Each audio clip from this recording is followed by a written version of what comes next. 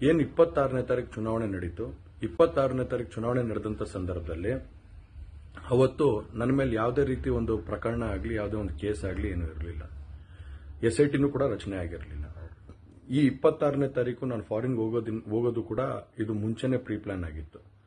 ಹಾಗಾಗಿ ನಾನು ಫಾರಿನ್ ಹೊರಟಾದ ಮೇಲೆ 3-4 ದಿನದ ನಂತರ ನಾನು ಯೂಟ್ಯೂಬ್ ನೋಡುವಂಥ ಸಂದರ್ಭದಲ್ಲಿ, ನ್ಯೂಸ್ ಚಾನೆಲ್ ನೋಡುವಂಥ ಸಂದರ್ಭದಲ್ಲಿ ನನಗೆ ಈ ಮಾಹಿತಿ ದೊರಕುವಂಥ ಕೆಲಸ ಆಯಿತು.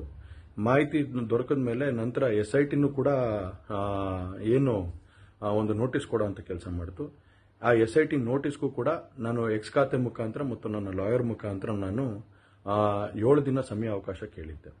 7 ದಿನ ಸಮಯ ಅವಕಾಶ ಕೇಳಿದ ಮೇಲೆ ಕೂಡ ಅದು ಮಾರನೇ ದಿನನೇ ಏನು ಕಾಂಗ್ರೆಸ್ಸಿನ ಹಿರಿಯ ನಾಯಕರಾದಂಥ ರಾಹುಲ್ ಗಾಂಧಿ ಅವರು ಮತ್ತು ಹಾಗೂ ಎಲ್ಲ ಹಿರಿಯ ನಾಯಕರುಗಳು ಏನು ಓಪನ್ ವೇದಿಕೆಗಳಲ್ಲಿ ಈ ಒಂದು ವಿಚಾರ